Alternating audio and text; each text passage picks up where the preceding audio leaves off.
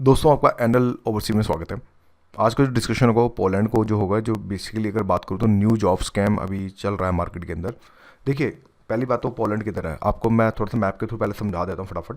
देखिए, पोलैंड जो है अगर देखें तो शेंगन का पार्ट है, इसके बगल में जर्मनी लगता है, चेक रिपब्लिक, स्लोवाकिया, ये आपका यूक्रेन, बेलारूस, रशिया, ये थोड़ा पार्ट भी जो है लगता है। ठीक है, अब हो क्या रहा है, हो इस पर बेसिकली ये हो रहा है कि एजेंट गया है आपको पोलैंड के नाम से जो है आपको वर्क वीज़ा बेच रहे हैं, वर्क वीज़ा, और साथ में पोलैंड में आओ, आपको 1000 यूरो 1200 यूरो आप आराम से कमा लेंगे, कोई ये इस तरह की बातें जो है चल रही है। पर मैं आपको सच में बताऊं कि पोलैंड का देखो होता क्या है कि ठीक है, आपको आपका ऑफर लेटर भी आ जाएगा, आपका इवन वर्क परमिट भी आ जाएगा, ध्यान से समझना, इवन वर्क परमिट भी आ जाएगा। लेकिन हो क्या रहा है आज के समय, एम्बेसी की डेट नहीं मिल रही है। यानी कि अगर बात करें तो वहाँ पे जो फाइल सबमिशन होती है वीएफएक्स के अंदर, उस तरह की डेट ही नहीं मिल रही। तो जब डेट नहीं मिलेगी, और आपको पता है कि वर्क परमिट जो होता है वो 2 महीने के अंदर एक्सपायर हो जाता है, आपको पता होगा सबमिशन के लिए जो होता है 2 महीने का वर्क परमिट होता है। और जब वर्क परमिट जो अब आपका सबमिट ही नहीं होगा, मतलब जब आपका मेसी में ही नहीं जाएगा, तो आपको वीज़ा कैसे मिलेगा, इस चीज़ को समझना। अगर कुछ लोगों को अगर वीज़ा अगर मान लो डेट मिल भी जाती है, तो उसके बाद ये हो रहा है कि रिजेक्शन रेशो बहुत ज़्यादा हाई है।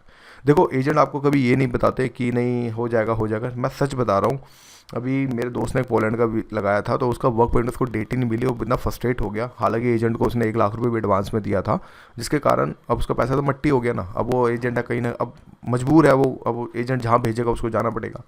तो उस कंडीशन के अंदर दोस्तों मैं ये बोलूँगा, आप किसी और कंट्री में चले जाओ। 29 कंट्रीज़ हैं आप शेंगन में, तो आप किसी और कंट्रीज़ में जाओ, लेकिन पोलैंड को भी थोड़ा सा स्किप करो, क्योंकि पोलैंड जाने के बाद आप बहुत ज़्यादा फ्रस्ट्रेट होंगे, क्योंकि जब चीज़ें ही नहीं होंगी तो फिर आप कैसे जाएंगे।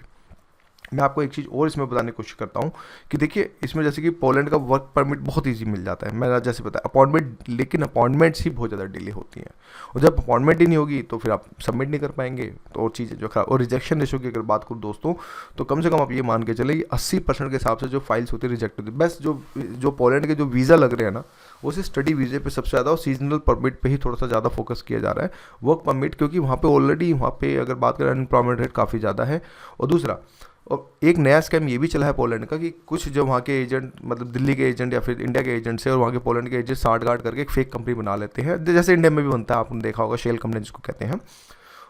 उनका काम ही है कि बस वर्क परमिट निकलवाना, दैट्स इट। आपको ऑफर लेटर दे देंगे, आपको वर्क परमिट दे देंगे, उसके बाद आपको जब कुछ होगा नहीं, इवन अगर आप चले भी गए वहाँ पे, तो वहाँ वो कंपनी एडजस्ट ही नहीं करती है, तो जिसके कारण आप और ज़्यादा परेशान होगे। तो इस तरह के नए नए स्कैम चल रहे हैं, एजेंट आपको कभी नहीं बताएगा, क्योंकि भाई इसको तो देखो पैसा कमाना है, सिंपल सी बात है।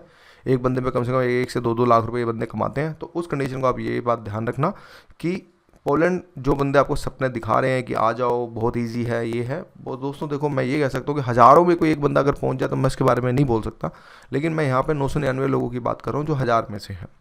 तो इसलिए कहीं और चले जाओ, क्रोएशिया चले जाओ, बुल्गारिया चले जाओ, रोमानिया चले जाओ, लताविया चले जाओ, और भी ये जो छोटी छोटी कंट्री हैं, स्लोवाकिया चले जाओ, यहाँ चले जाओ, लेकिन पोलैंड को थोड़ा अवॉइड करो, अगर मेरी बात मानोगे, अगर आप मुझे फॉलो कर रहे हैं।